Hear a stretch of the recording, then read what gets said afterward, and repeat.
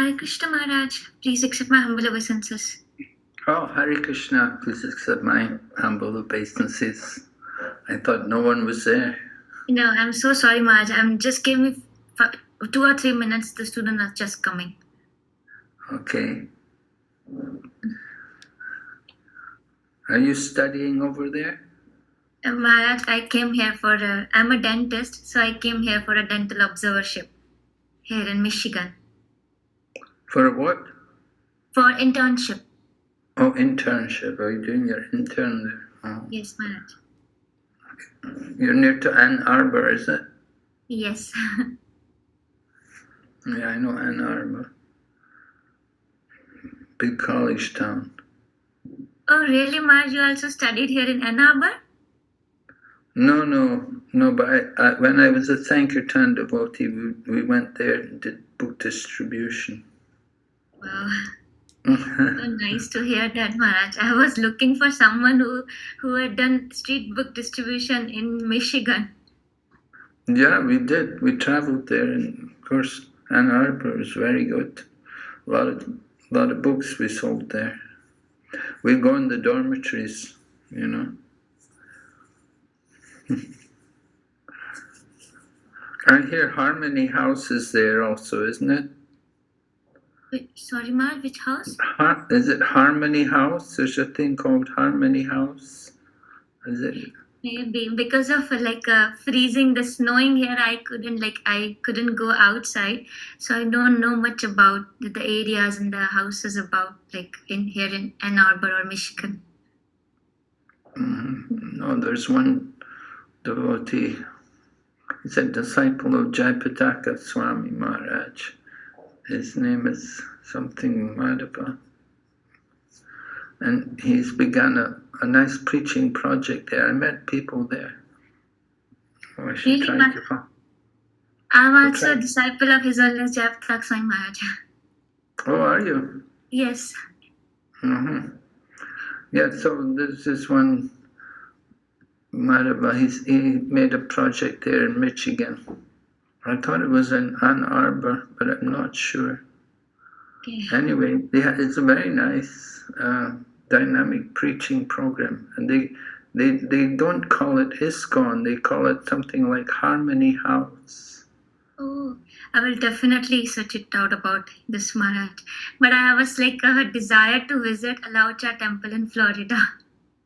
Because I've heard that is kind of a gang of Srila Prabhupada's disciples live there, so I really want to visit that. Florida. Yeah, the Alaucha Temple. Alachua, yeah. But honestly speaking, Maharaj, the only fear I have to visit Florida is that lizard which I asked you in the class. Oh yeah, you don't like lizards, yeah. I've heard there are a lot of lizards in Florida, the crocodile. So that is my conditioning, but that's true that I'm afraid of visiting it just because of the lizards. Yeah, it's a bit tropical there. So you'll get lizards there, yeah. I was even Maharaj looking for a devotee who can help me to understand, or who can help me to not be bothered with these kind of lizards and serve there in the Laucha temple. I don't know. It's just a matter of mind. Control your mind, you know. Yes, Maharaj. You have to put aside your fears, become fearless, right? Yes, Maharaj. Trying this a lot. Our whole program of Krishna consciousness is that we should become fearless. Yes, Maharaj.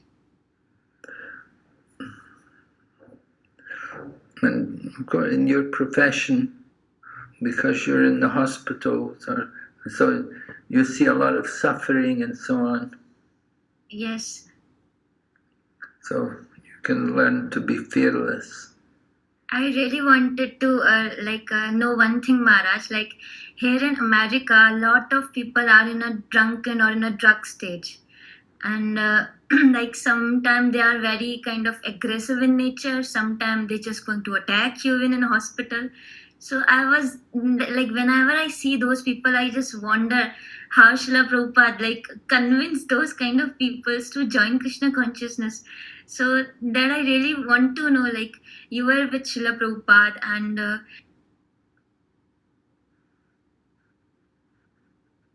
What happened?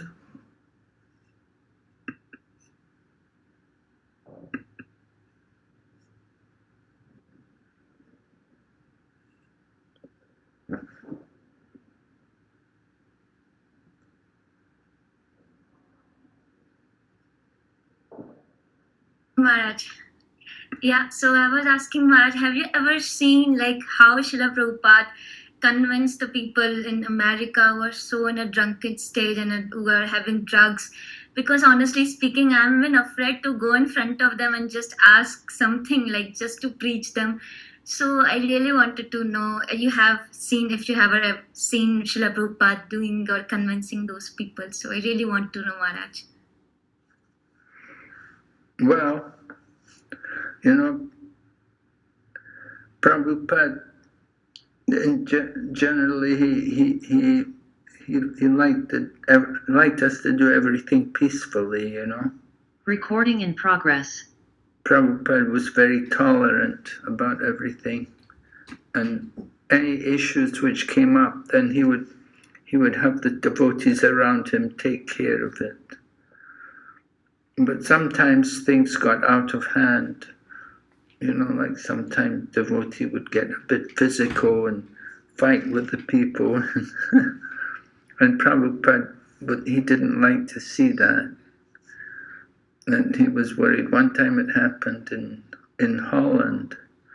A devotee had a fight with somebody, and Prabhupada he said it was not good. He said it could have been a riot. It could have been a whole big battle.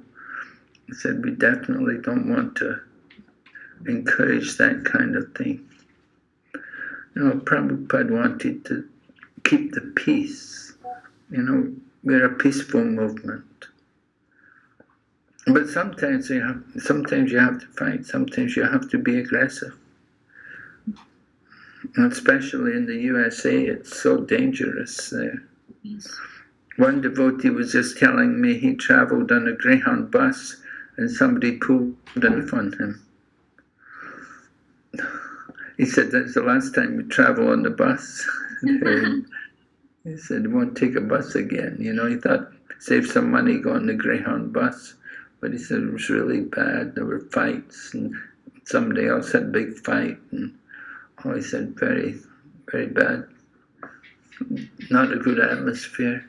So don't you go on a bus. Don't take a Greyhound bus anywhere. I just took it last week, Maharaj. Did you? Yes, I just took it last week, Greyhound bus, but now I'll be careful about it. Thank you. Yeah. Was it okay? Yeah, it was okay. It was a very peaceful one, but yeah, there are a lot of different kind of, especially the African or black people. I think they make a lot of issues here. So they were like, just, I think they were in so much in drug state. They were speaking something very different things. But the best thing is that I was my headphones in my ear, so that I didn't like give them a lot of attention. But yes, I've heard that it is not a safe one, but that was the cheapest option for me. But now I was not aware about that stabbing and all in the bus, so I'll try to avoid that, definitely. Thank you. Yeah, I think you'd be better to avoid. Well, just like myself, you know, in India, I was traveling second class in the train, and there was a big fight, you know, people were kicking each other. Oh, it was terrible, very physical. Women were screaming, and I thought second class trains in India, not very good. They have stopped, Maharaj. There used to be previously another scale that Prabhupada used to use. You will remember, third class. Finally, the Indian Railways, they eliminated the third class as a form of. Unreserved, yeah. No, Krishna.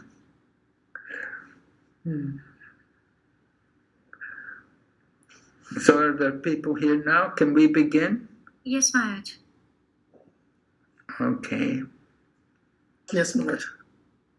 Om Jnana Timirandasya Gyananjana Shalakaya Chaksuramilitanyena Tasmai Shri Gurave Namaha Vanchakalpatarubhyascha Kripa Sindhu Vacha Patitanam Pavanebhyo.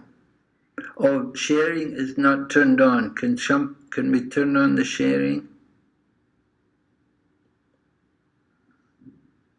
Yes, Maharaj, my bad.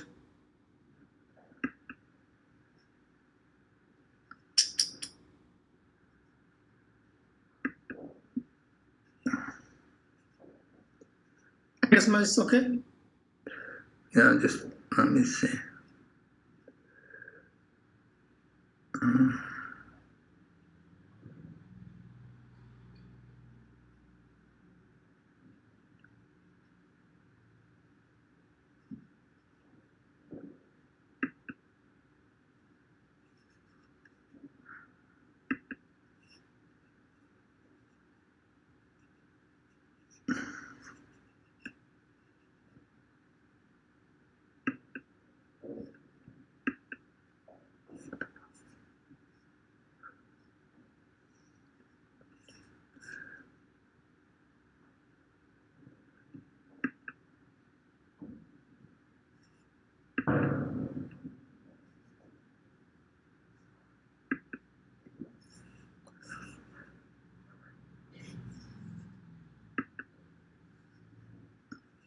Okay, so yeah, I just wanted to show this PowerPoint here.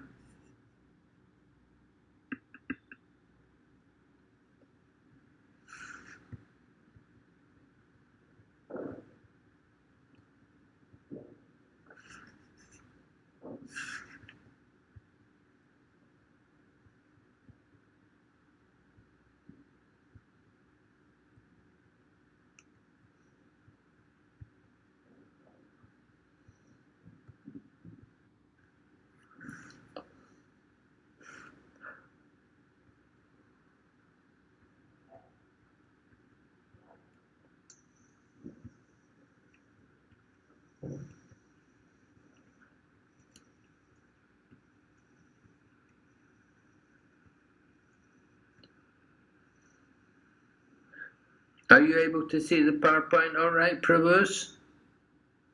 Yes, Maharaj. Huh? Yes, Maharaj. Okay, Yes, you're seeing, okay.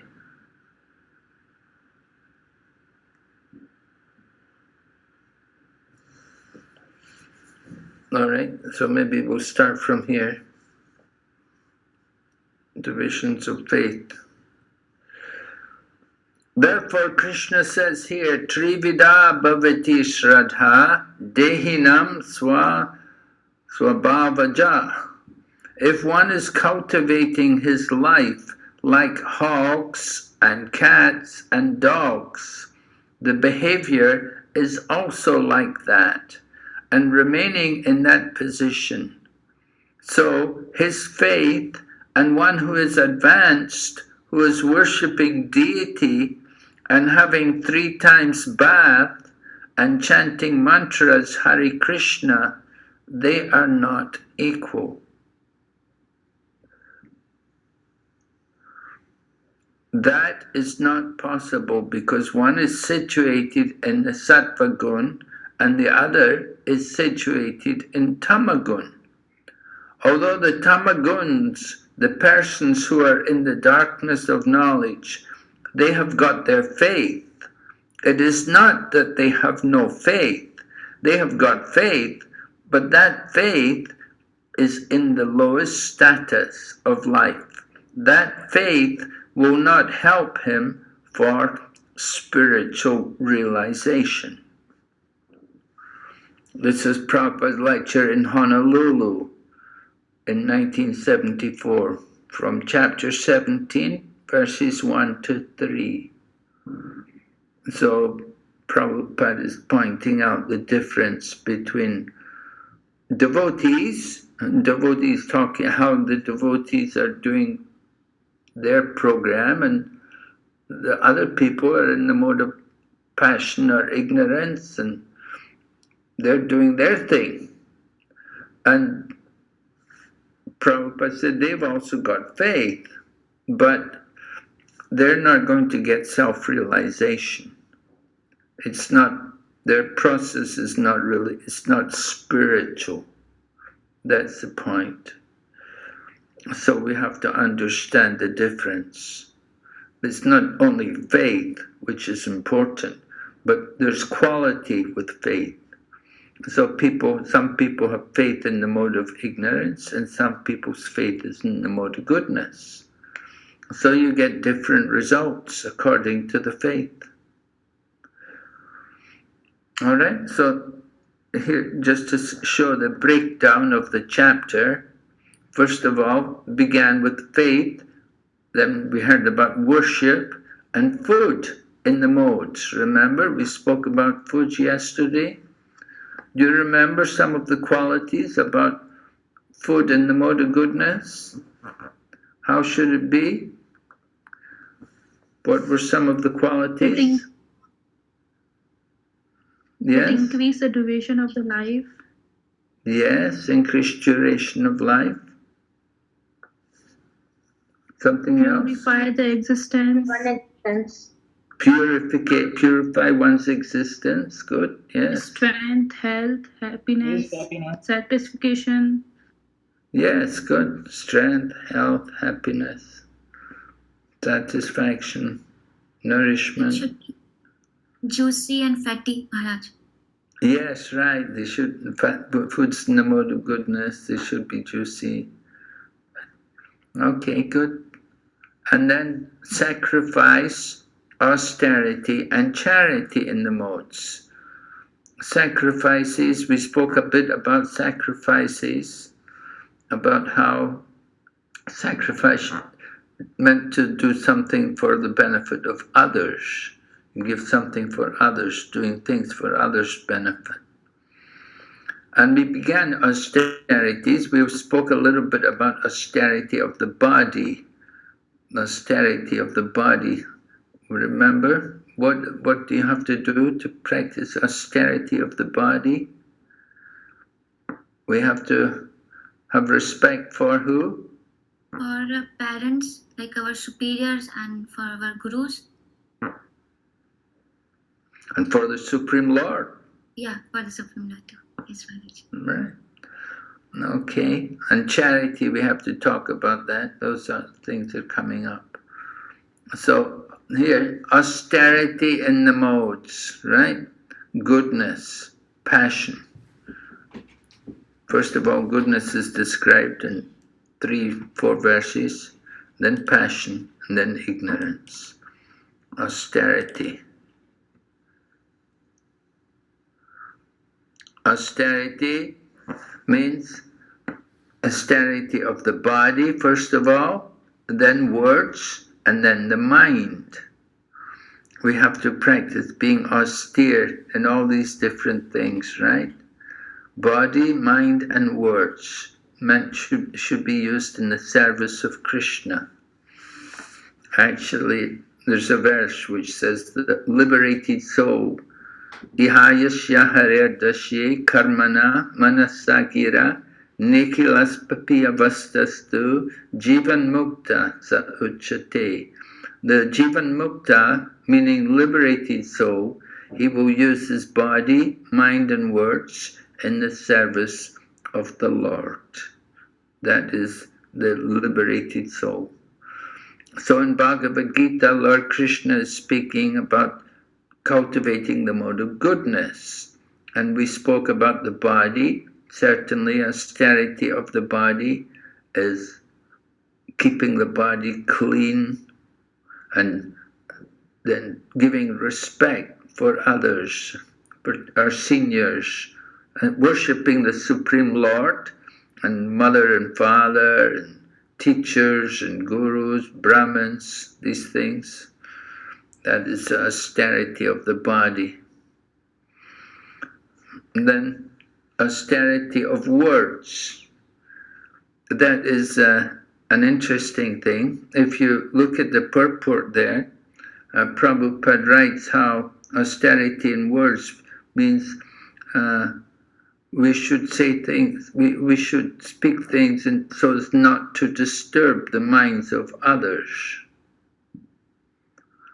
You don't want to disturb, some people are very expert that they can disturb the mind of others. They will say things in such a way that, they're so nasty that they cannot say anything very nice, and they'll simply say things to disturb you. They'll come with harsh words. That's more common. People they don't have control they don't think about what they're saying. But cultivating the mode of goodness, generally, Prabhupada quoted a Sanskrit saying, he said, Satyam bruyat, priyam bruyat. Satyam, meaning truthfulness, and he said that Satyam bruyat, priyam bruyat. The meaning is that we should speak the truth, and at the same time make it pleasing. It should be priyam, it should be pleasing. So one who is expert, he will be able to speak things in such a nice way that it will be pleasing to others. And Prabhupada could do that very nicely. Prabhupada was very expert. One time, for example, he was in, I think it was here in Calcutta. And so they arranged a program at the Rotary Club, one of these clubs, the Rotarian people, where they come and they invite different speakers to come. And the Rotarians, they like to do welfare programs and so on. They're usually all successful business people or professionals who've got some standing in the society. They're a little bit well-to-do, better off than the common people. And they often do welfare programs to help others. There's one thing called the Lions Club, and the other thing is called the Rotarian Club. So these two things, they're very similar to each other. The Lions Club, people who are like big men in the community, they come and they have this society and they do welfare programs, try to help where they can. So Prabhupada was invited to speak at one of these programs, and all the big men were there, and Prabhupada lectured on a verse from the Srimad Bhagavatam. The verse describes people who are like hogs and dogs and camels and asses. They will praise other men of a similar nature. So the verse is there in Srimad Bhagavatam. And so Prabhupada lectured on it and to the Lions Club or the Rotarian Club. And he was telling them how people are like hogs. Hog will eat everything, no discrimination. And some people are like dogs, the doggish mentality. They'll go, they beg for a job. Please give me a job, I will be a good dog for you. And then camels, they will eat thorns and think that thorns are very nice. And asses, they carry a heavy burden just to eat some grass. So Prabhupada was describing all these different animals and how people in society are like that. And the men, the Rotarian people, they were all laughing and they were enjoying They enjoyed it so much. They were all laughing. Prabhupada was describing it in such an amusing way that they were congratulating Prabhupada. And at the end, they thanked Srila Prabhupada and they said, thank you so much. You're doing a very good job preaching and delivering this knowledge to the world. And after the program, when Prabhupada came out, Prabhupada was going back to his residence. He said to his secretary, he said, you see, I called them all hawks, dogs, camels, and asses, and they've all laughed and they've appreciated it. He said, this is how you should preach. He said, you should be able to preach in this manner so that people are pleased by your words. So, another time there was an incident with our Back to Godhead magazine. The Back to Godhead magazine came out regularly. What happened was there was an article in the Back to Godhead magazine. It was a section from the Chaitanya Charitamrita. The editors had put a section from the Chaitanya Charitamrita into the Back to Godhead magazine. And they'd taken the incident where Lord Chaitanya met with Vallabha Acharya. So Vallabha Acharya, he's a prominent spiritual master. He's a great Acharya. He was a contemporary of Lord Chaitanya Mahaprabhu. And the two of them were friends. Vallabha Acharya, you can read in Chaitanya Charitamrita how he met Lord Chaitanya at Allahabad. And then he met again in Jagannath Puri. So Vallabha Acharya, he is well known in India. And he's the founder Acharya of what's called the Pushti Marg. There's a thing called Pushti Marg. They're Vaishnavas. They worship Krishna. They worship Krishna usually as a child. We worship Krishna as the youth, playing the flute in the threefold bending form. But they worship Krishna as a young child, as a young baby. So anyway, they put this section from the Chaitanya Charitamrita into the Back to Godhead magazine. And this section of the Chaitanya Charitamrita, Vallabha Acharya had come with some commentary which he'd written on the Srimad Bhagavatam. And he was speaking about it. He was praising it. He said, I've written such a nice commentary. He said, Vallabha Acharya had said, my commentary surpasses even that of the Swami. The original commentator on the Srimad Bhagavatam was Sridhar Swami. The Sridhar Swami goes back, a long time ago. And he was the original commentator on Srimad Bhagavatam. And Vallabha Acharya came and said, I've written a commentary which surpasses his one. So Lord Chaitanya pointed out that this is not correct. Lord Chaitanya told him that you can't think you can surpass the previous acharyas.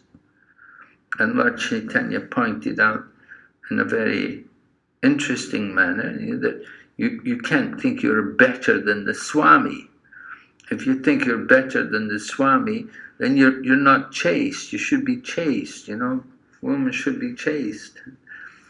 Like this, Lord Chaitanya pointed out the fault in Vallabha Acharya. So this section in the Chaitanya Charitamrita, it didn't go down very well with the followers of Vallabha Acharya. Because these followers of Vallabha Acharya, they call Vallabha Acharya as Mahaprabhu. He is the Mahaprabhu for them, you see. And he's he wrote this big commentary, very famous commentary on Srimad Bhagavatam. But Lord Chaitanya pointed out some defects with the Vallabhacharya. So the people, some people in India, some of the life members, they got the magazine, the Back to Godhead magazine, and they saw this article about Vallabhacharya, and they didn't like it, and they got upset, and they went to the lady who gave Prabhupada the passage on her ship to go to America. Her name was Srimati Morari Ji. She was the head of the Scindia Shipping Company, and she lived in Juhu, and Prabhupada used to go to her house, and Prabhupada managed to get her to give the passage on the boat to go to America. So when these men saw the article in the Back to Godhead, they went to her and they told her that, look, you've sent this man to America and he's teaching this stuff about our Guru. This is not good. That this Bhaktivedanta Swami is preaching against our Mahaprabhu, that our Mahaprabhu was wrong and he did things, so that they blamed her about it. And so she wrote to Prabhupada and she asked Prabhupada about this. So Prabhupada wrote back to her and he explained to her, he said, actually, Vallabhacharya and Lord Chaitanya, they were friends. And when Lord Chaitanya said like that to him, it was not taken, it was not an insulting, but it was just pointing out some fact. And then Prabhupada also said that you have to forgive my editors, the editors of our magazine. They have not learned Satyam Bruyat, Priyam Bruyat. In other words, they have not learned to speak the truth in a manner to make it pleasing. So this is the point, But Prabhupada then also writes in the purport there in the Bhagavad Gita that this is a social etiquette. He said, but in preaching, we're not required to follow that kind of thing. In preaching, sometimes you have to be bold. You have to speak the truth. Even though it may not be very pleasant, you have to speak the truth, because in the course of preaching, sadhu, he has to cut the knot of attachment to the material world. So this is the thing, that on one hand, so the social standards are there, and you'll speak things and you want to say them nicely and follow the social etiquette. But on the other hand, when it comes to preaching, then you don't have to follow that kind of etiquette. Just like Vidura came back to Hastinapur to preach to Dhritarashtra. So when Vidura was talking to Dhritarashtra, he spoke very strongly to him, because he has to cut the knot of attachment. And he told Dhritarashtra, he said, look, you're staying here in the home of your enemies. Bhima killed all your sons, and you're eating the remnants of his food. He said, this is terrible. How can you do like this? He killed all your sons, and you are eating the remnants of his food every day. And he would tell Dhritarashtra that, you were born blind, and now all the other organs in your body they're practically useless. You cannot hardly hear. You could never see anything. You cannot hear anything. You don't have any power to digest food, and so on. So many things, telling him that you have to understand you're going to die very soon. You have to do something. You have to get ready.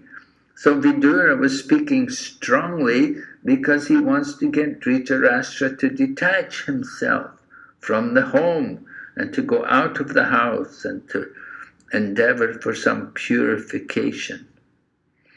So when you preach, and Prabhupada could preach very boldly sometimes. He used words which people didn't like, right? Prabhupada would use words like rascal, fool, nonsense. He would speak and some people would get very upset that, oh, he's using these words. And Prabhupada would call scientists all rascals, all cheaters, so many things. So Prabhupada, he said, for preaching, there's no rules, because you have to cut the knot of attachment to material things. But generally, words should be, spoken in a nice way, being kind. And Prabhupada could also be very nice. I remember in Calcutta bringing life members there to meet Prabhupada, and Prabhupada received them so nicely, and he spoke to them about what is your business and everything. And they were so impressed, they really liked Prabhupada. They thought he was a very nice man. But sometimes he would speak very strongly. Sometimes he when he thought there was a need for it, he would speak very powerfully. So that's preaching.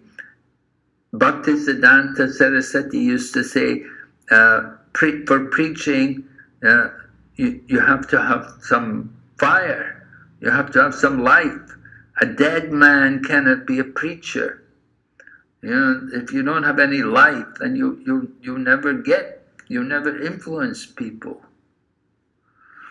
Some of our most powerful preachers, their lectures are very animated, and they really can affect people. People will feel, even tears will come to their eyes and so on. They will speak so powerfully that they go to the heart.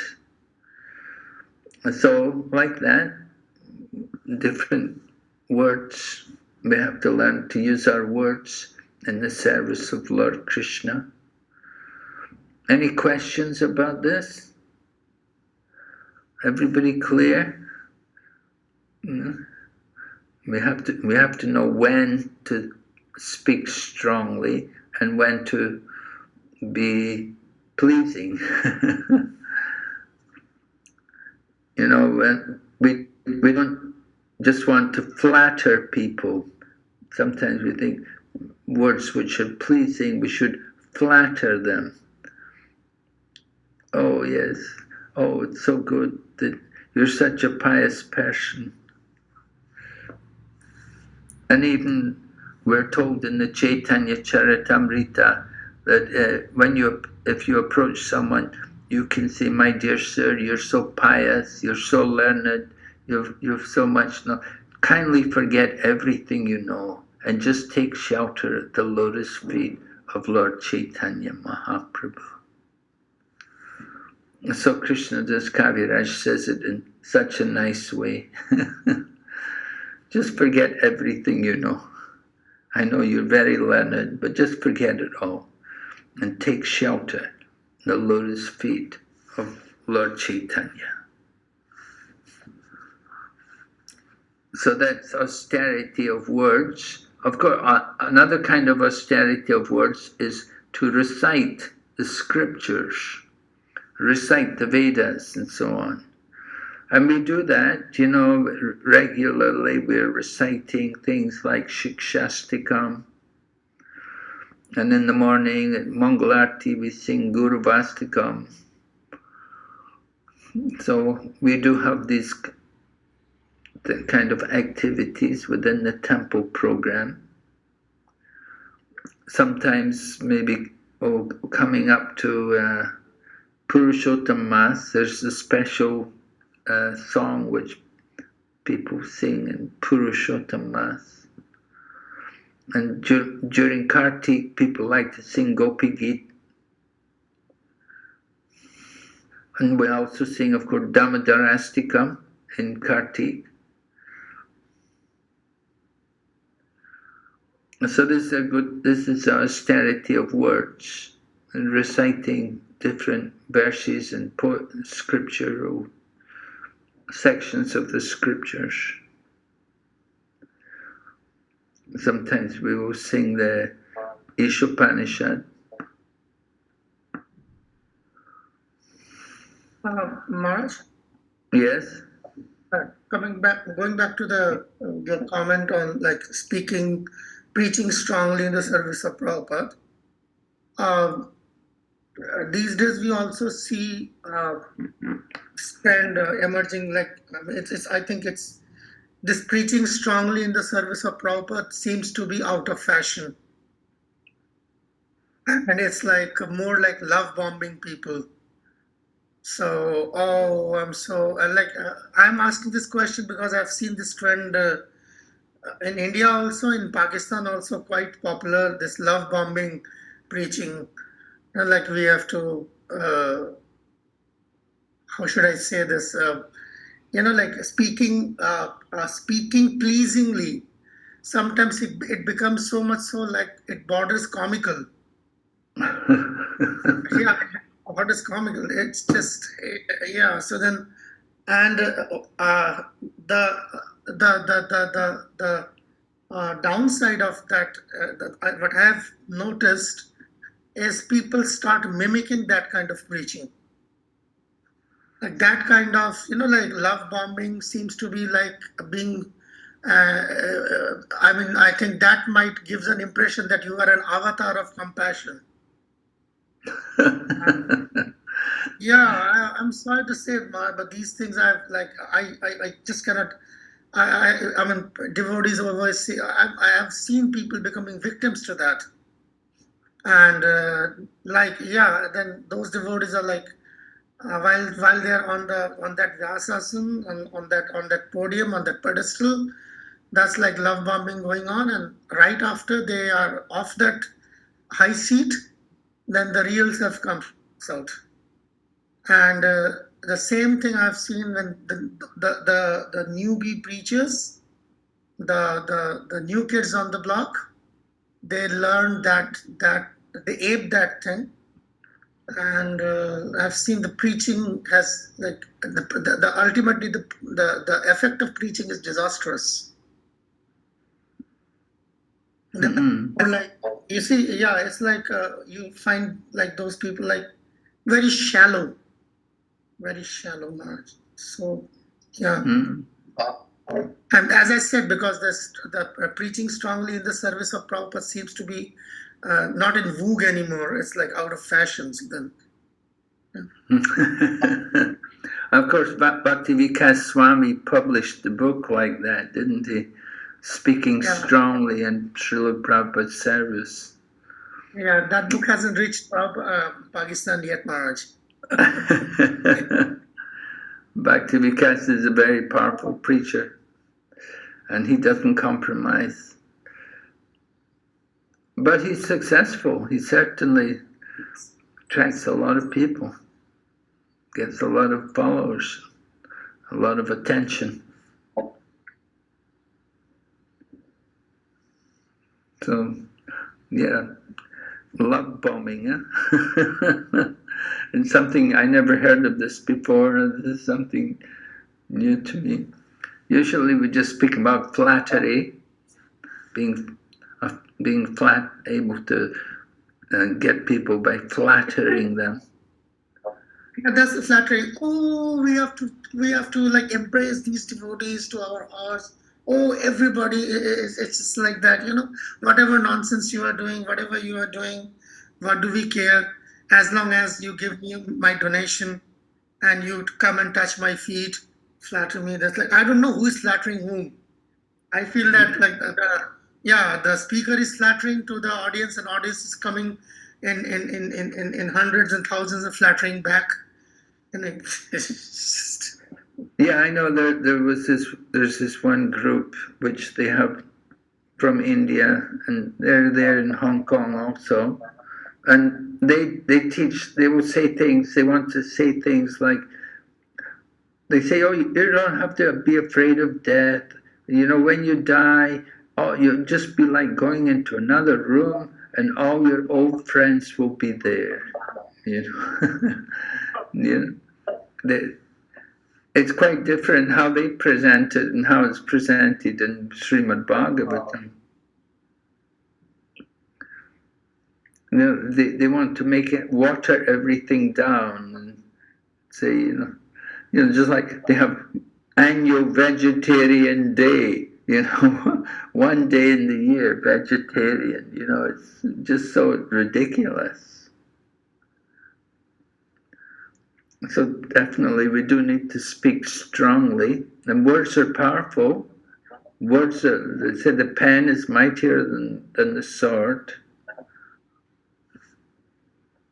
So the written word, and we know certainly Prabhupada's words were, you know, his books, very powerful. Certainly could change people's lives. They had that potency.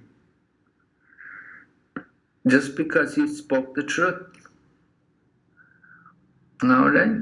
So austerity of words. We do need to control the words and use them for preaching. Not flattering. And then austerity of the mind. How is that described in Bhagavad Gita?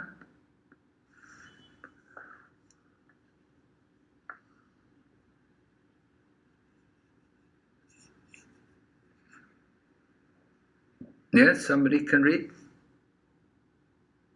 Satisfaction, simplicity, gravity, self-control, and purification of one's existence are the austerities of the mind.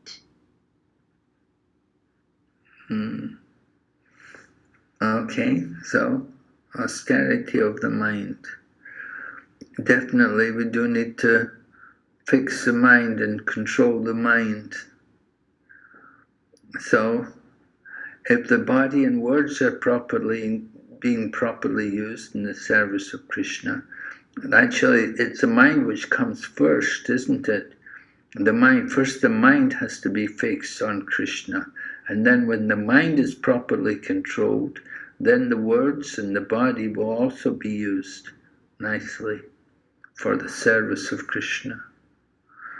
So Maharaj Ambarishi's example is there. First thing, Sabai Mana Krishna Pararavindaya. First of all, fix the mind on the lotus feet of Lord Krishna. So we do have to be very conscious of the mind and have the mind in the right mood. Let's hear these qualities again, Mataji, please. Yes, can you read them again? Yes, Maharaj. Austerity of the mind. And satisfaction, simplicity, gravity, self-control, and purification of one's existence are the austerities of the mind. Satisfaction, that's an important thing. Lord Krishna, when the Brahmana came there to Dwarka, you know, when Rukmini was to be married to Sishupal, she wrote a letter to Lord Krishna in Dwarka, and she sent a Brahmana with the letter. So the Brahmana brought the letter to Dwarka and met Lord Krishna. And Lord Krishna then, before he read the letter, he first of all questioned the Brahmana, that how are you, my dear Brahmana? Are you performing your duties nicely? Are you doing your Brahminical? Is your mind peaceful? Are you satisfied? That's very important, to be satisfied. It's really a matter of controlling the mind. You know, sometimes people say, I could not tolerate. No, we have to be very tolerant, and we have to learn to be satisfied. Sometimes not always can we get things the way we want them, but we have to be tolerant. We have to just accept sometimes. So being satisfied, it's very much a part of the mode of goodness. to keep the mind sat. Don't be just of course we do try to do more. We like to do more for Krishna's service. I'd like to do better and give better, offer the best to Krishna, but sometimes we have to be satisfied with what Krishna arranges. Okay, and then in addition to that, there's austerity in passion and austerity in ignorance. All right, we'll go ahead here. And the next thing.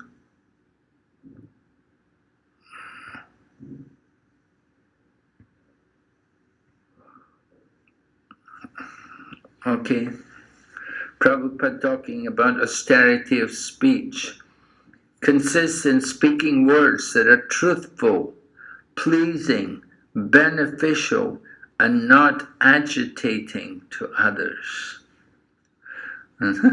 We do have to be conscious not to agitate everybody. Some people are very expert, but they can be very agitating. And being truthful, that's also not very common in Kali Yuga. People are not very truthful. They tell so many lies. Pleasing, beneficial. Certainly what we say should be, if we are speaking Krishna conscious philosophy, then it will be truthful and it will be beneficial. It may not be pleasing and it may not and it may also agitate others, but we're speaking the truth and it's beneficial for them. So we're meant for preaching these things. For devotees, as preachers, we don't have to be so much concerned with what's the etiquette. Prabhupada's purport. When a teacher speaks, he can speak the truth for the instruction of his students. But such a teacher should not speak to those who are not his students, if he will agitate their minds. So this is important.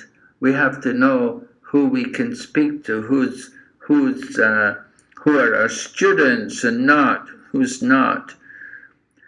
We often get problems with devotees. Sometimes somebody's a devotee and they try to instruct some other person who's coming to the temple.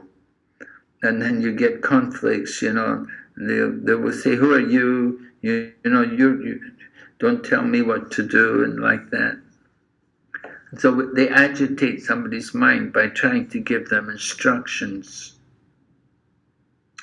So Prabhupada is saying you have to know who is your student. They have to accept your authority. If they don't, you don't want to be trying to instruct them if they don't accept you. If somebody's like a new devotee, they may be trying to instruct people, and people have been coming to temple for a long time. They don't like to get instructions from some new person. So a lot of problems in temples, a lot of dealings between devotees can be overcome if we know this etiquette, who to speak to and who not to, and when to instruct people and when not to instruct. And Prabhupada talks more about it here. A lecture to college students. He says, it is social convention that if you want to speak truth, you speak truth very palatable, flattering. So that is social convention. Don't speak unpalatable truth. But we are not meant for that purpose, social convention. We are preacher. We are servant of God. We must speak the real truth. You may like it or may not like it, that a godless civilization cannot be happy in any stage. That is a fact. Prabhupada's lecturing to college students in Seattle, in 1960. Oh, 1960 what? I don't know. 1960. Anyway, Seattle, big college town. And Prabhupada was traveling there, preaching there. Maharaj, there are a couple of questions in the chat box. Okay, yeah. First is like Haripriya said, clarification. What is gravity in this context? What is meant by gravity? Oh, that's in relation to speech, is it? Or words? Quality. Quality. But in which section is it being used? It's in the mind, Maharaj. Text The 60, Maharaj. mind, in relation to the mind, gravity. Okay, so gravity being grave.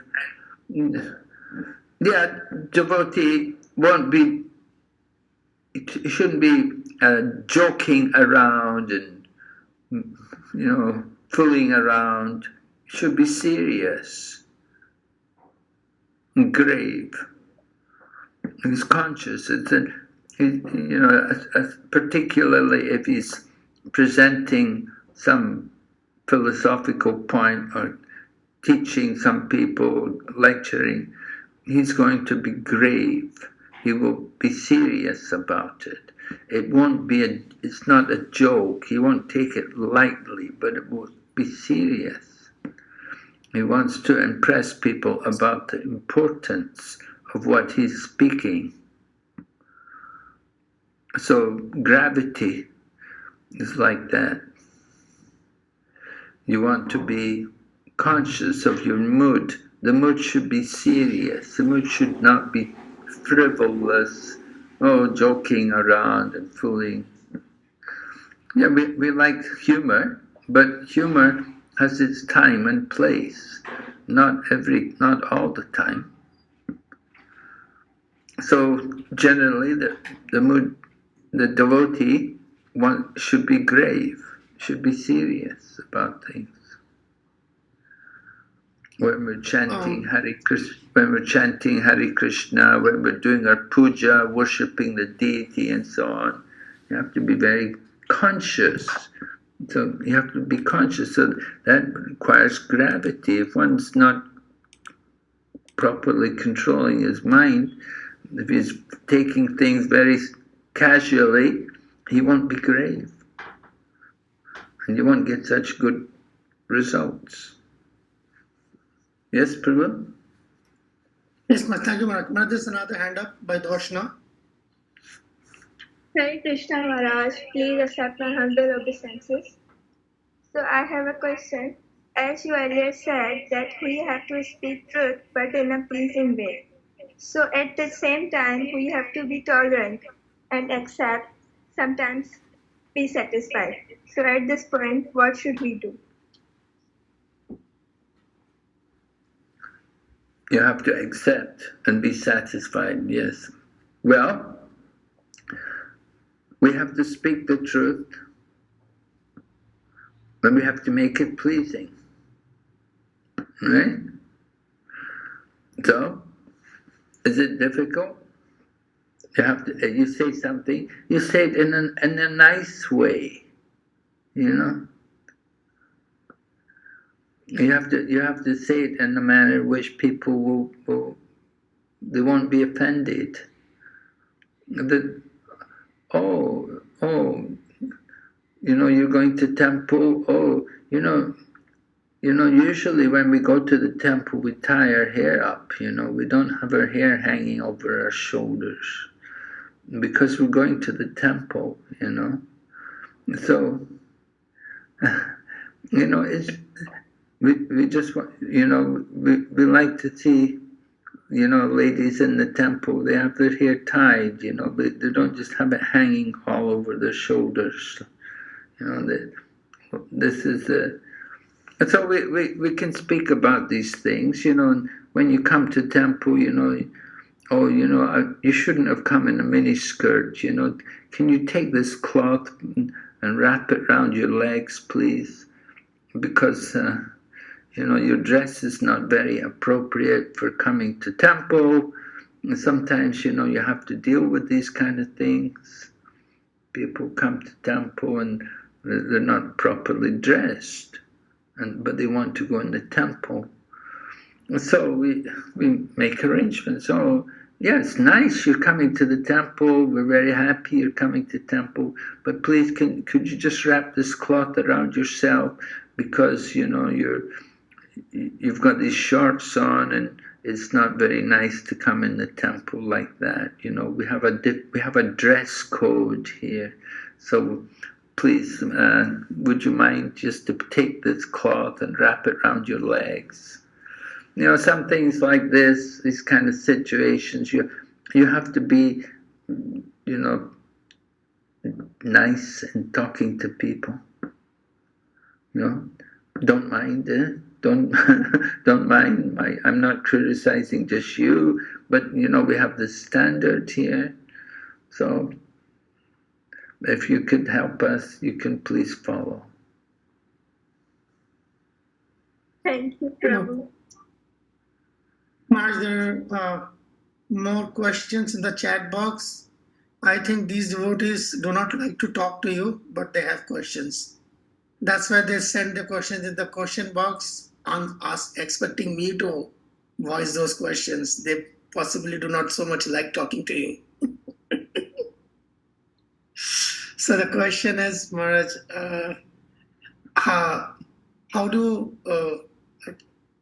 what should the people that should chant and do Krishna service who have no background in spirituality? Is it? What is the best way to present the concept of Krishna consciousness to people who do not chant, do not do any service? What would be the first step for new devotees to come to Krishna consciousness? It's a question by generally, I would think it's very nice to get them to chant Hare Krishna. Let them join in the kirtan. When we have kirtan, we explain to them the mantra, just very simple, just 3 words, and we'd like you to join with us and chant. So I think that's important for people. Before they do any service, let them chant the holy names. Because as soon as they chant the holy names, then their spiritual life has begun. And that's very good. We want them all to begin their spiritual life.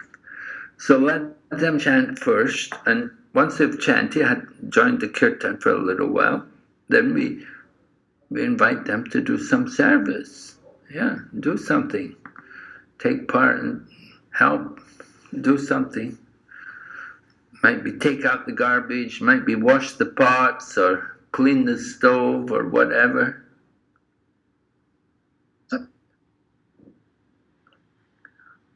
This is, what do you call that? Sugarcane. Oh, sorry.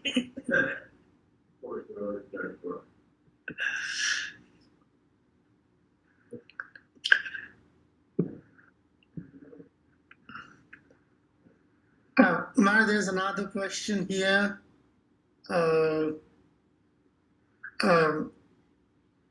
What's something about lying? It's by Mehak Mulani. Is it right to tell a lie for someone's benefit? Loaded question. Is it right to tell a lie for someone's benefit? Yeah. Well, there's a story about that, that the gang of thieves were chasing one man was carrying a lot of gold, and there's a gang of thieves chasing after him. And the man carrying the gold, he ran into the forest. And the thieves came and they saw this Brahmana. And this Brahmana had vowed not to tell a lie. So they asked him, where did that man go? And he pointed into the forest. So the thieves went into the forest and they killed the man and took all the gold. So the Brahmana who told them where the man was, he got sinful reactions because he sent the thieves into the forest where they could kill the man. So certainly there are times where you have to lie. You have to do it. Sometimes you can't be sentimental and just think, oh, I want to tell the truth. And that's what happened with Maharaj Yudhisthira. That it said his chariot never used to touch the ground, but he hesitated to tell a lie. When Lord Krishna asked him to tell a lie, he hesitated. And from that time on, his chariot touched the ground. Some people say, oh, his chariot touched the ground because he told a lie. But no, the chariot came down to the ground because he hesitated to tell the lie. So sometimes you have to lie for the service of Krishna. And Bhaktisiddhanta Saraswati, he used to tell about his disciples, how they would talk about Bhaktisiddhanta Saraswati Prabhupada. They'd say, he lives on tulsi leaves. And Prabhupada would laugh. You know, they said, Bhaktisiddhanta Saraswati, he just lives on tulsi leaves and water. So Prabhupada laughed. He thought it was very funny. So these kind of lies, white lies for the service of Krishna. One devotee, in Prabhupada's time, there was one devotee distributing books. Prabhupada said he was an incarnation of book distribution. All right? He was an incarnation of book. But, you know, he is, whatever people were into, he would say, it's in the book. This is in our book, you know. They want to know about, I don't know. They want to know about politics or economic development. And so he said, yeah, it's all here in the book. Take this Bhagavatam. And he would distribute a lot of books.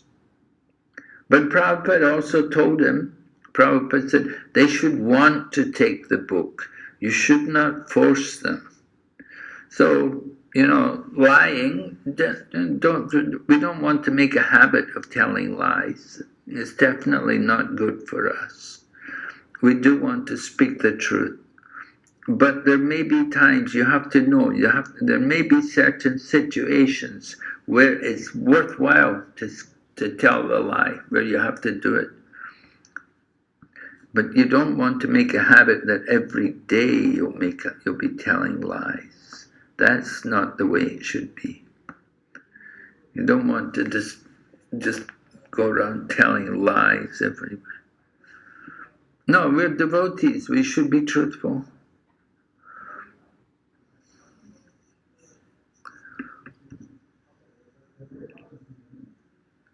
Okay, so then next thing, charity in the modes. So charity, there are three kinds of charity: sattvic, rajasic, and tamasic. Sattvic charity in goodness is with due consideration. That is the worthy place to give charity in the hands of brahmanas and Vaishnavas, because they will employ whatever you give them in the service of the Lord. And rajasic means for the sake of name. Oh, people will say, I am so charitable. That is rajasic. And tamasic, one who does not know where the money is going. Just like in the Bowery Street, that drunkard comes and polishes the motor car, and somebody gives him $5, and he immediately goes to drink. That means this charity means give him impetus for drinking. So if charity creates such drunkard, that is very dangerous. He has to suffer, the man who is giving in charity. From a lecture in Los Angeles, February 1968. So charity in the modes, we have to understand how there is quality in charity. And people are often not aware, they don't think about it. You give some charity to someone, you often find young people sometimes in the street, they come up to you and ask, oh, have you got some money? I need some money. And if you give them money, they may take it and go and buy drugs, or they go and buy drink, alcohol, whatever. So we have to be very careful about how we give charity and who we give charity to. So the best charity, you can see, well, here's Rajasic. Generally, among people giving money to the temple, they will give it more in the mode of passion. They want to know how their name is becoming prominent. They're happy if they see that their name has been put up in bright lights. So that is charity in the mode of passion, or rajasic. But charity in the mode of goodness, then it usually will be done without knowledge. You won't tell people. You just do it. You just give the money indiscreetly. Nobody knows. Just like I was at a program the other day and the prasadam was sponsored. But the man who sponsored the prasadam, he didn't want his name mentioned. Because, well, some people have good reasons they don't want to give the name. If you mention your name, then people will come to you and ask you for more charity. They'll come and try to get money from you. And, oh, would you like to give money? Can you give for this? And can you get more people. You get a line of people all coming to you. Please, please, I need this, we need that. And so people like to be a little more discreet about giving charity. And it should be given to Brahmanas and Vaishnavas. Of course, in temple, when we give money, we usually give it in the temple. And sometimes, it happens that these people, they're sitting in the temple, maybe they have a table there, and somebody comes along and they give donation at the table. And so the man at the table, he's taking a percentage for himself. The money's not all going to the temple. So that's a problem. We have issues like that sometimes, that you gave the money at the table, and the people at the table, they're taking a good percentage for themselves. So that kind of charity is not the best. But you go to a holy place, Prabhupada mentions about if you go to a holy place and there's a special time, like when there's an eclipse. At the time of an eclipse, that's a time to give charity. And also, the people on a holy day or the weekend, even like that, it's a good time to give the charity. And devotees, we like to give to the Krishna consciousness movement. We like to give to the society that could be used for preaching programs, for prasadam distribution, or for literature distribution. This is all very good charity. They have Shastra Dan, right? And they will distribute, people will give money for the books, and devotees can go and distribute the books to people.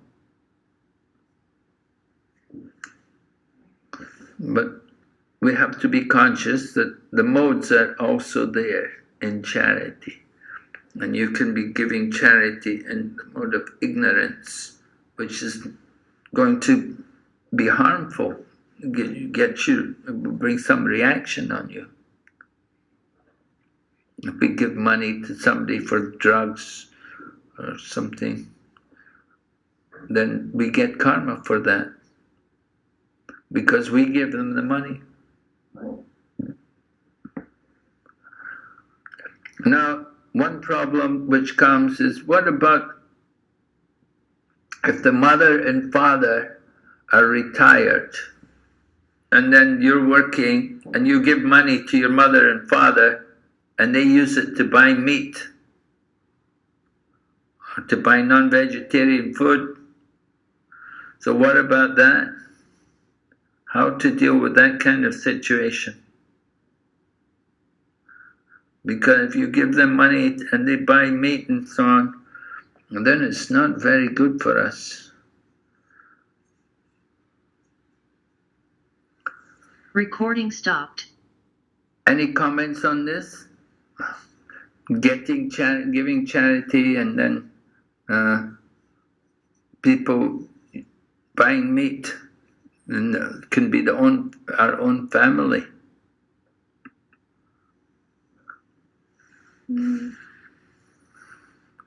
Maharaj, Young students, for example, they're going to college and so on. You get money from your parents to go to college, and you may use the money to buy meat or something.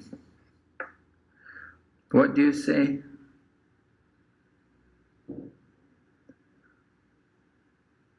if if a young student is going to buy a meat, so that is in the mode of ignorance, because he don't know what should he do with that money. But if parents are retired and if his daughter or son has to send money to their parents, so I think in my opinion, Maharaj, the best option could be they buy all the grocery for them and whatever the necessities for them, like the rent of the house, so they can pay by themselves. So these kind of things maybe. Okay. Yeah.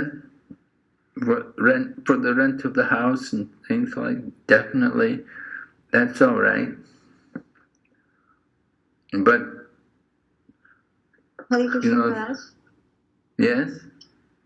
Maharaj, I want to say, as you say about the children who are giving money to their parents, but in my case, if I'm giving money to my children, pocket money for their use, and they are going to buy a sandwich or chicken sandwich like that, so is it bad for me to give them money? I don't know what they are eating, but outside of the home they are just buying these type of stuff. So is it in the mode of ignorance? Well, if they're doing things in the mode of ignorance, and it is, yes. What did you say they're doing? Like if I'm giving money, pocket money to my children, and they are having a burger or sandwiches, chicken sandwiches, so is it bad for me, or Yes. is it in the mode of ignorance for me or for Yes. them?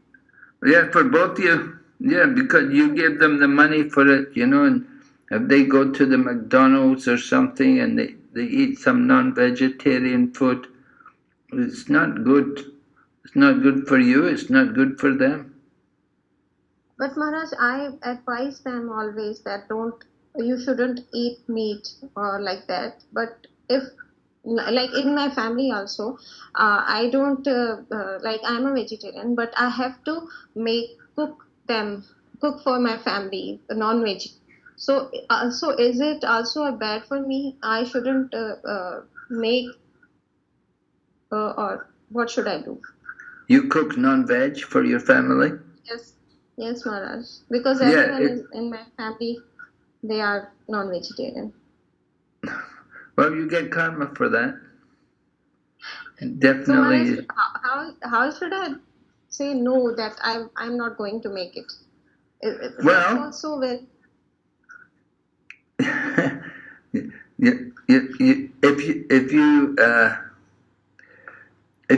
If you cook vegetarian dishes which were very pleasing and satisfying, they wouldn't mind. No, no, Maharaj, it's not like that. I am a very good cook in vegetarian, especially. I'm very good in that. But they are very like habitual of having meat. So no Then one is going. I would tell them to do it themselves. You tell them that I want to practice my spiritual life, and my spiritual life doesn't allow me to cook this meat for you all the time. You should tell them that you want to eat it, you can cook it yourself. But when I cook it, I just pray to Krishna that please, Krishna, be merciful on all to them and stop. They have to stop. They should stop eating meat. But have they stopped? So long as you're cooking, so long as you're cooking, they're not going to stop, because you're cooking for them all the time. You should tell them, I will cook vegetarian. You want to eat the meat, you cook it yourself. I don't want to cook it anymore. If my husband become angry on that, so what should I do?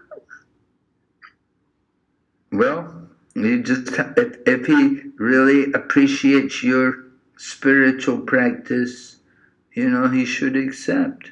There's so many other families, they do it in China and in Russia and like that. The man wants to eat meat. Go out and eat it then. Go out yourself and eat it. But I don't want to cook it. I don't want it in the house. That would be the best thing. You tell, I don't want it in the house. I want our home to be vegetarian. And you have to tell them that this is something which is very important, and I don't want this animal foods to be in the home. It's not good. It's not good for you, and it's not good for the family, everyone. You have to make a standard. You have to tell them what is the standard. This is the standard. We don't compromise on it. It's very important. Srila Prabhupada was in London. One man came to the temple. He said, Swamiji, please come to my home. Come and visit my home. So Prabhupada asked him, he said, do they cook meat in your home? And the man said, well, yes, sometimes, sometimes my wife will cook some non-veg. Then Prabhupada said, then I will not come. Prabhupada said like that. He wouldn't even go to the home. If you're cooking non-veg, so the man changed. After that, then he went home, he told the family, no more non-veg. He said, we have to be vegetarian. You have to take it seriously. You have to understand how important that is. Your husband's getting older, and you're giving him meat. In progress. Meat is not good for him to digest in the older age. It's not good for his health. So many diseases come from eating non-vegetarian food. You want to be good to them, take care of your family. You're not doing good for them by cooking meat for them. You're killing them.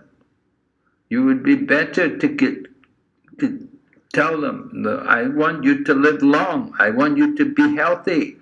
You should eat vegetarian. You have to. You have to understand how important it is. And so many people have had the experience. Sometimes it's seafood. They eat seafood. They get very sick. And they vow, oh, never again, going to eat this. So, you really think, if you think about this seriously, then you understand that it's very important. You really want to help your family, you want to show them the right thing. You have to tell them, this is important. And if they love you, they should do this for you. It's not that you should cook the meat for them. You've already been doing it for so many years. Now tell them, now in my older age, I want to finish my life vegetarian. I want to do it. But when you cook, you get the karma. You get the same karma as the people eating. Everyone gets it. The people who buy the meat, the people who cook the meat, the people who eat the meat, the people who kill the animals and raise the animals, they're all getting karma. So you're cooking, you're also getting karma. So we're very serious about these things. We have a standard like that. Usually if somebody's cooking meat, the Manu Samhita said, you get the same karma as the people eating the meat. So usually these kind of people, they won't get initiation because they're still cooking meat, purchasing meat. They're not free of karma. So they would not be acceptable for diksha. That's a standard. That's a standard which we have. We want people to know this is our standard. Yeah, it's important. We're chanting the holy name. So we want to understand religious principles. Mercy. One of the there's four principles of religion, and one is mercy. And we cannot be merciful if we're cooking meat. And some people say, "Oh, I never killed anything." But you're eating, you're cooking, you're eating. You never killed, but you pay other people to kill. You're paying them money to kill, just so you can eat. So anyway, that's the position. It's good you brought it up because it's an important point, and we do stress it on people. And if you can stop it, you'll see the change. You see the change. Yes, I have tried a lot. Again and again. I just try to convince them, my family, especially my daughters, because I'm living in a joint family. But I'm trying to convince my daughters and husband that they shouldn't eat. But they are still not convinced. But I'll try again and again to convince them. And I'll strictly try not to cook for them. Thank you so much. Yes, thank you. That will be very good. You tell them, do you want to eat? You cook it yourself. You don't want to. Maharaj. Yes. If someone can't understand about the feelings and that we can't made for you, you made yourself. If someone can't understand this thing, and they force us that you have to made, so it's good to argue with them.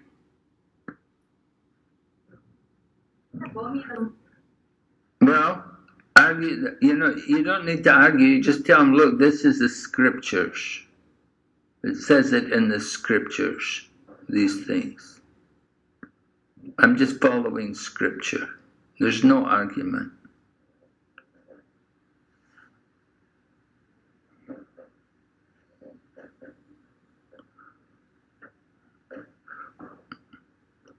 We just want to follow scripture. The scriptures are there. Manu Samhita, law book for mankind.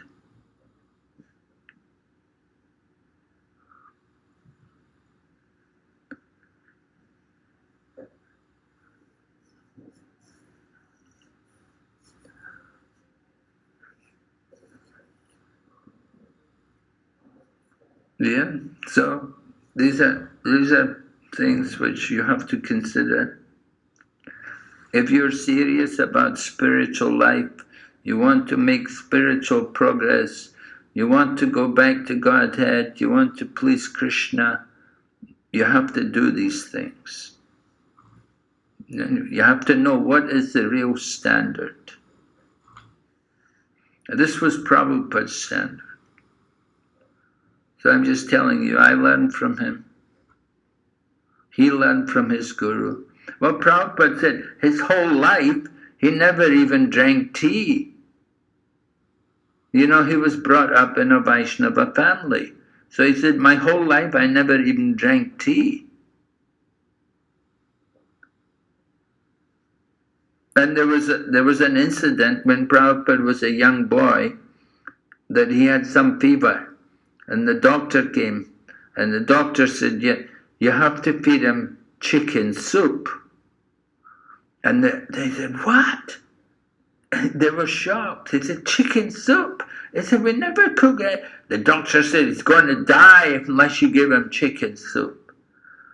So what happened was somehow they got some chicken and they cooked it. And they went and when they put a spoonful of the soup in the mouth of the little boy, Prabhupada when he's a little boy, and he vomited. He vomited. He couldn't even drink it. So then they said, okay, forget it. No more. They wouldn't give they said, and we'll just leave it up to Krishna. Krishna will protect him. And Krishna saved him. He didn't die. So that's the true story. That happened to Prabhupada when he was a child. So these are the kind of things.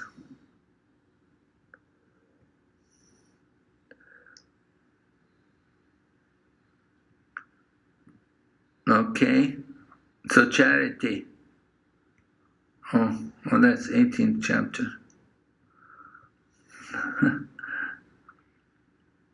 Oh, there's some other points in the chapter.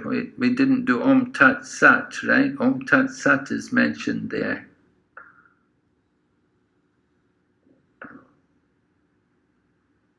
If you read the chapter, 17th chapter. Om Tat Sat. Let me go back.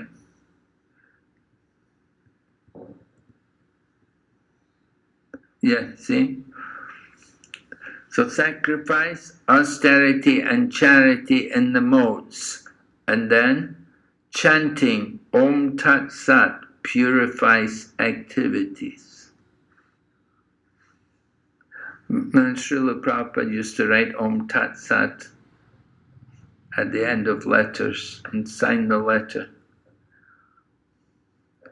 You know, some people, they don't like Hare Krishna. You see, some people, they say, oh, Hare Krishna, that's a religion. But if you can chant Om, they like that. You know, sometimes we have programs with people, and sometimes in yoga studios, or sometimes in schools and colleges. And some places they say, oh no, Hare Krishna, no, I'm a Christian, no, I'm not a chant Hare Krishna. They don't like that, you know, they won't chant Hare Krishna. But you tell them, okay, we just tell them Om, you can chant. And, you know, well, they think that's all right, that's something we can chant.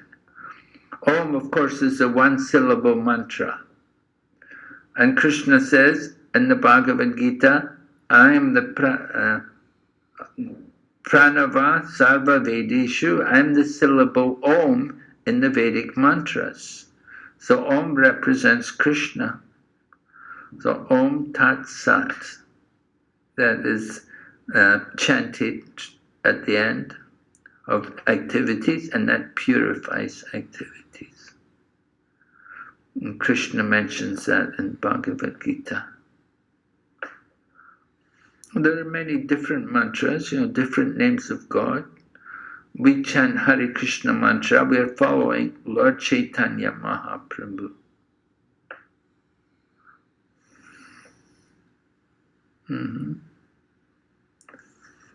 Okay, are there any questions on this so far? Hare Krishna Maharaj, I have a question.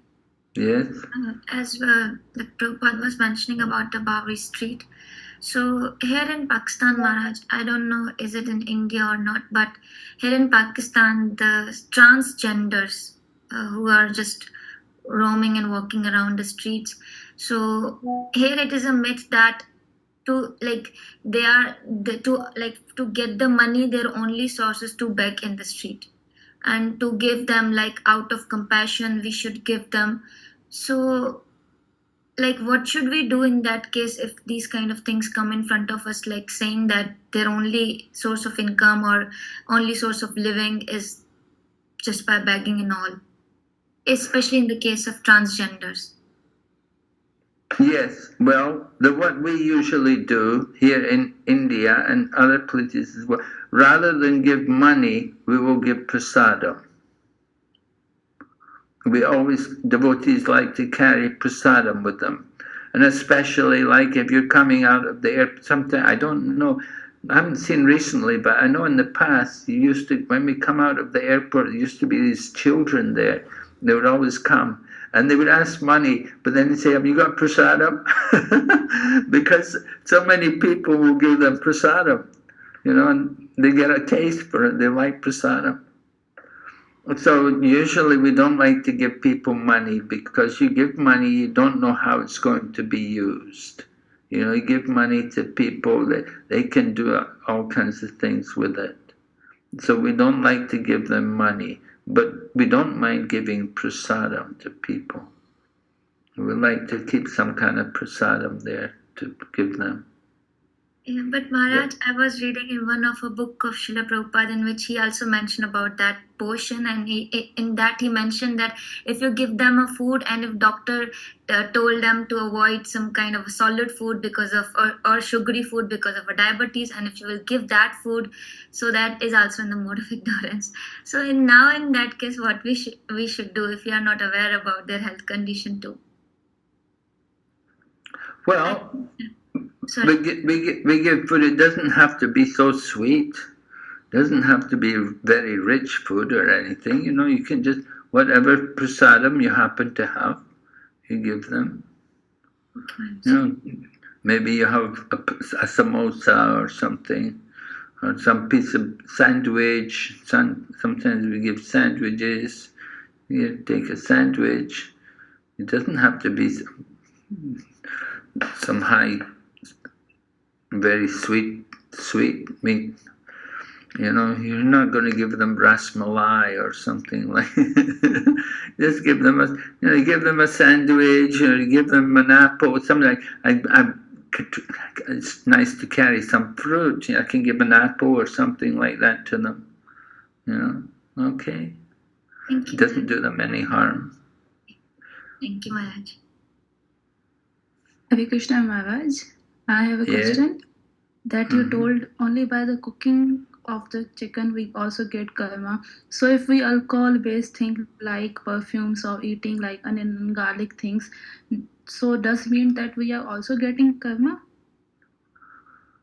Yes, well, things like onion and garlic, you know, they're not sattvic. It's not something we offer to Krishna. Onion and garlic they're rajasic. They're actually aphrodisiacs, which means they stimulate the passion and lust in our body. We already have passion and lust in our body. And when you take things like onions and garlics, it just increases them. So, you know, they say garlic, even its origin, it grew out from a dead cow. So it's not the nicest kind of food, you know. People somehow, they like the taste, you know. They think, oh, if there's no onion, no garlic, there's no taste. But that's not true. If you can use things like hing, and you know, hing, and when you're cooking, and that's like a substitute for onion. And the Buddhists also, they won't eat onion and garlic. They won't eat these kind of things. And definitely in a Vedic culture, onions and garlics are not there. It's a modern thing. It's very much the mode of passion and ignorance. So we do need to avoid these kind of things. And sometimes you may be in a situation, like you can read in Prabhupada Lilamrita, it describes how the devotees were at a program and they were invited to some big man's house and they were taking food. And they were serving food, and while they were serving the food, one of the devotees said, "Oh, there's onion in this sabji." And Srila Prabhupada was there, and Prabhupada said, No, there's no onion in the sabji. And devotees, Prabhupada, there is. Prabhupada, there's onions in the sabji. Prabhupada said, there's no onion in the sabji.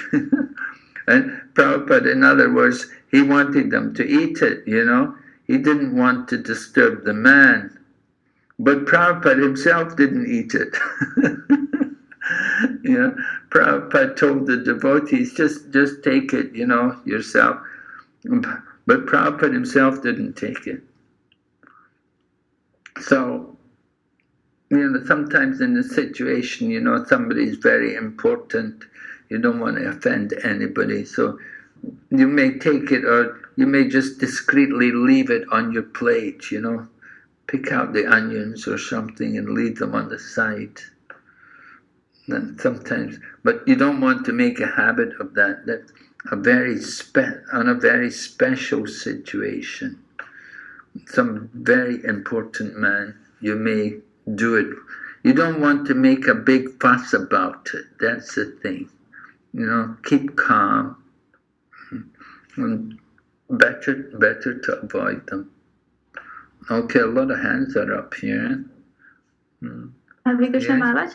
But in some condition, like I am in my student life, I have no enough time to cook for myself. So what should I do? How can I get free from like these foods or these things? Well, you have to make some arrangements for yourself. You know, you have to know where you can get food. Just like, you know, I myself, I went to, you know, I travel in countries like China, and sometimes I'd be teaching, and sometimes I would be studying, and like that.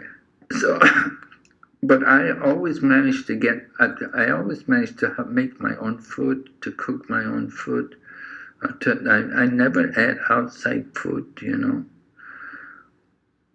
Of course, as a student, sometimes you don't get much facility for cooking, but you have to make some arrangements, you know, find out what you can do, what you can eat, what is suitable, what's not. Find out places where you can eat, and you have to just spend a bit of time and work on it. And if you're serious, definitely you'll find that you can do it. But it's important because food is, you know, it affects our consciousness. We say you are what you eat. So you eat food in the mode goodness, it will reflect. You can reflect the mode of goodness. But if you eat food which is passion and ignorance, it will degrade us. And we eat food which is prasadam, it purifies the brain. You can think better.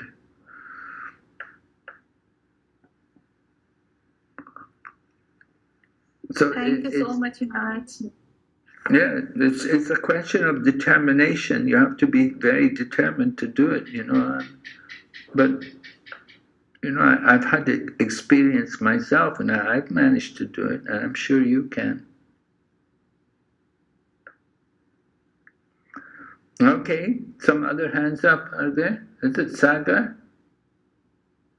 Yes, Maharaj. Sagar Prabhu. Hare Krishna Maharaj. Yes, Hare Krishna. See Maharaj, just a few days before I've gone for one festival, and in that festival these are getting facility. These are giving facility for devotees for cook food for us, but it's like a smell of garlic and onion after eating. But in that condition, what we should do? Because we are making food for us. And in that condition, we feel like that one devotee eats it, and he feels like it's a garlic, garlic and oil smell. So in that condition, what we do? If I I reject this food, then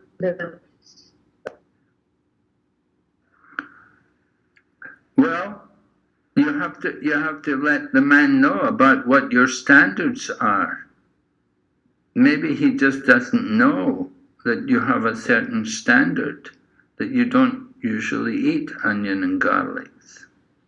You know, if you point out to him that this is rajasic food, and this is not food which we offer in the temple, and it's not necessary to use in the kitchen,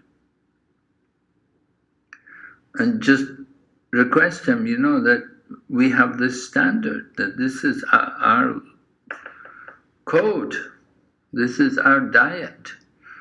We follow these principles. Our gurus all tell us like this. This is the acharyas, all the acharyas. None of them are eating onion and garlic.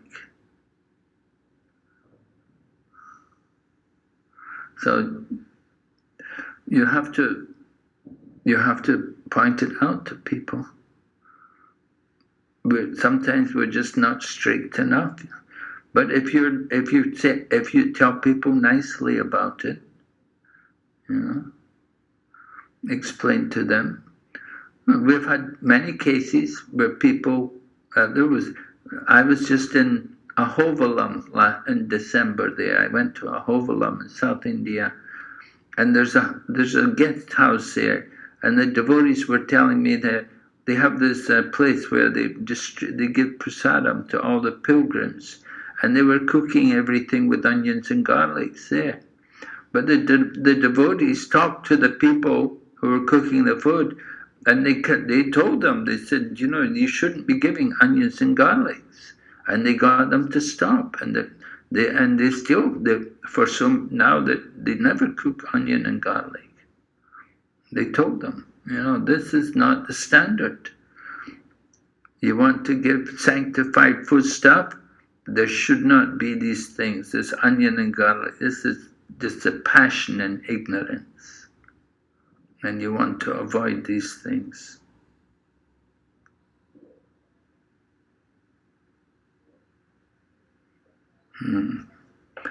So it's, you know, it's a little effort in the beginning, but you know, once make a little effort, you know, it's worth it in the long run.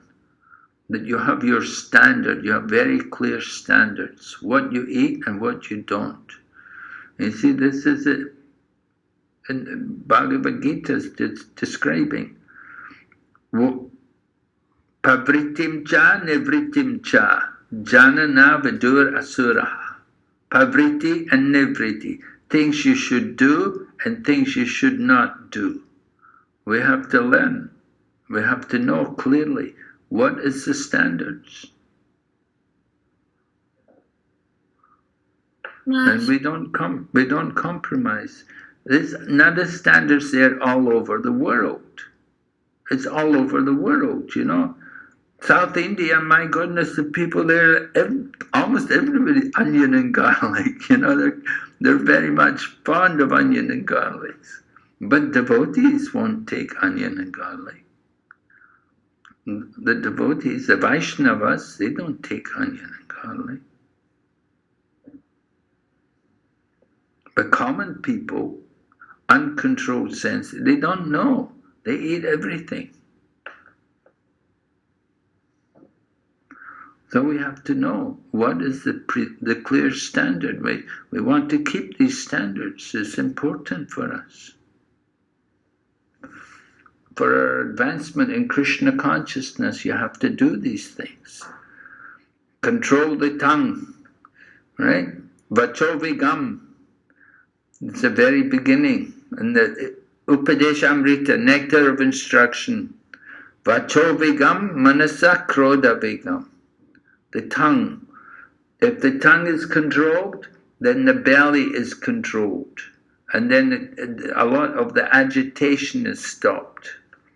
But when you eat food like onions and garlic, very rajasic, they're aphrodisiacs. They increase the passion and lust. And they degrade people into sinful activities. Even the airline pilots, they're not allowed to take any garlics before they fly because it influences their judgment.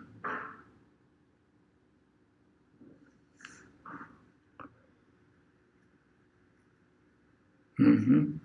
Raj, there's another hand raised by Toshna or Hitika Mataji, and then we are some having questions in the chat box too. Uh-huh. Yeah. So what's the question? Please accept my humble obeisances.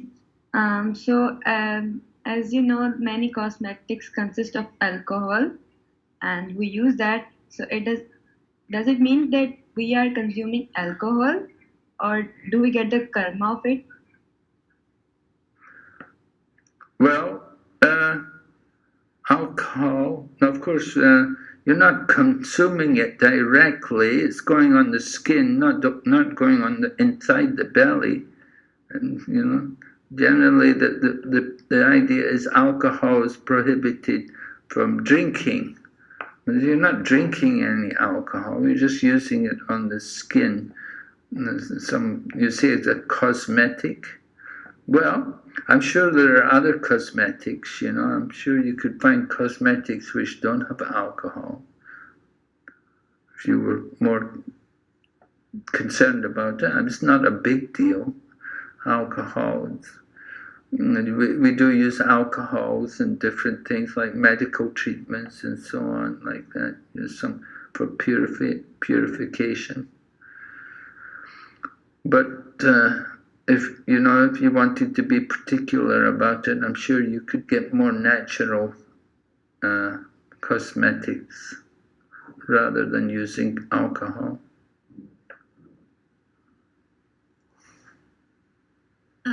Raj, we have some question in the chat box. So Gayatri Mataji is asking. First, let me regarding the Hitika Mataji's question. So one Mataji is asking that, what about onion juice and coffee for the hairs? After use, like some people are using onion oil and coffee, some things of home remedies for the hair. So does that people also get karmas? For the hair? Yeah, for better growth of hair and for a glowing skin, some people use coffee paste. Mm-hmm. Coffee paste. Yeah, coffee paste, Maharaj. Some people use it on the skin so to get a brighter skin, and onion oil to get a long hairs, healthy and long hairs. So Krishna. Well, yeah, like I said, like with alcohol, cosmetics, you're not intoxicating yourself with it. You're just using it for your hair, but for hair, there's so many things you can get for your hair. Onion, put onion on the hair. It must be so smelly, my goodness, onions. They're so pungent, I don't know how they can tolerate the smell on your hair. Onions. Oof. There's certainly there'll be other things which you can put on the hair.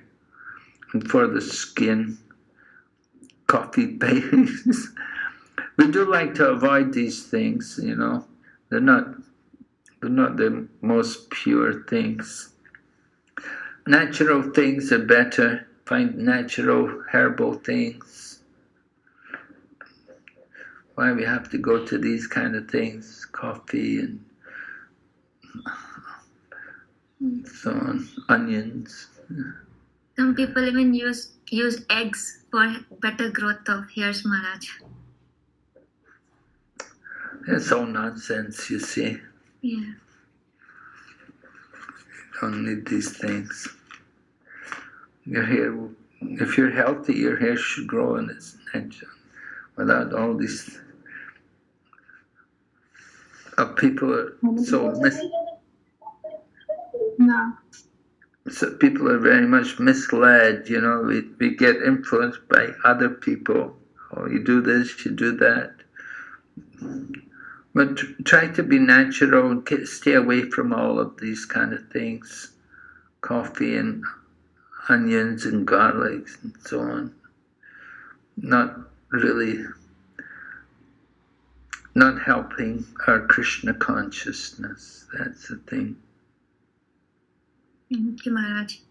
Maharaj, this is another question by Gayatri. She's asking, how can we always remember while preaching that we are preaching for pleasing Srila Prabhupada and not for the fame and respect? As sometimes when devotees start preaching, sitting on a Vyas feet or a Vyasasan, they think they are higher than others. Yeah. They think they're higher than others. Yeah, well, the principle is that we offer obeisances to everyone.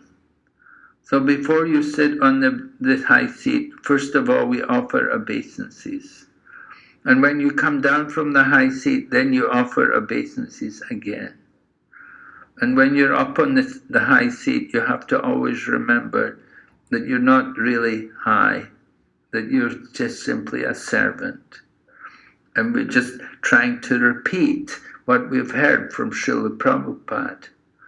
So that's the main point, that when we are given a high seat of honor or something, we should always think that we're unqualified, but we're accepting it on behalf of Srila Prabhupada, that we're simply servants of Srila Prabhupada's mission, and we're taking that honor, whatever is being given to us, we are accepting it on behalf of Srila Prabhupada. That it's all for him, actually. Now, whatever we do, it's not really our credit, but it goes to our spiritual teacher. All right, if we do good, then we give the credit to Guru and Krishna. But if we do bad, then it's our fault. Right? There was one devotee, he was cooking for the devotees, and the devotees were always enjoying his cooking, and they said, "Oh, Abai, your cooking is so good." And he would say, "Well, if it tastes good, then thank Guru and Krishna. But if it's not good, then you blame me."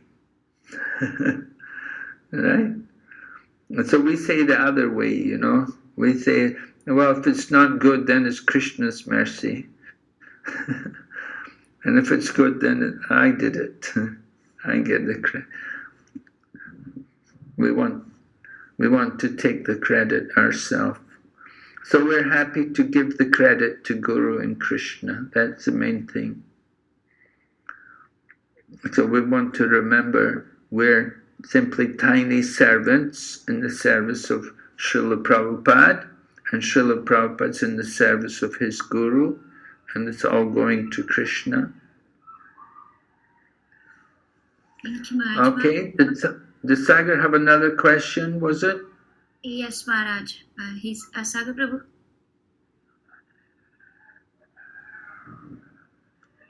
Hare Krishna, Maharaj. Sorry, Maharaj, my internet connection is not very well. Sometimes he sudden off. Yes, Maharaj. 2 days ago, I went in festival, and at that festival, in that festival, the pupils, they are making food for devotees. Nowadays, the preaching, the Krishna consciousness is spread in our community, and very fast mood. And in that mood, these people are making food for devotees. But when we take one bite of food, and after one devotee said that it's a smell of garlic and onion in food. And what should we do at that time? Because these people are making food for us if just say I reject it, I don't eat it. So in that condition, people in front of the people not feel well, because these people are making food for us, and matlab ye कि I don't know what should we do at that time. Well, if they're making food for us, they should not be using onion and garlic. You have to make it very clear to them. You know, certainly you do find places where they cook, you know, like in Singapore, there's many vegetarian restaurants, and practically all the vegetarian restaurants, they cook with onions and garlic. It's very rare that there's a restaurant which does not cook onion and garlic. Only a devotee restaurant will cook without onion and garlic. All these other places, so many vegetarian restaurants are there. They're all using onion and garlic. So people think this is the standard. They don't know. You have to tell them very clearly that no, we are Vaishnava, and the Vaishnava standard does not take onion and garlic. You have to make it very clear to them. You just tell them that they must be put, if they're putting onion and garlic, then definitely you don't want to be taking that food. You can do without it. You have to be firm. You have to tell. Just of course be polite, but at the same time let them know what is the standard. Now, if these people are devotees, they should know this. If they say they are devotees, then they should know this. So maybe I don't know, maybe they're using pots which have already been used for cooking before. So if you cook in pots which had onions and garlics in before, then the smell and the taste will be there. Even though there's no onion and garlic, the taste can still be there. It can be transmitted through the pot and through the kitchen utensils, just in the cooking. The food will still have that taste, even though there's no onion and garlic there. So you have to look into these things. Yeah, and just tell them. You say, why is it so much? It tastes like onion and garlic, and tell them, we're devotees, and we're not supposed to take onion and garlic. And maybe it's a problem with the pots. You don't know.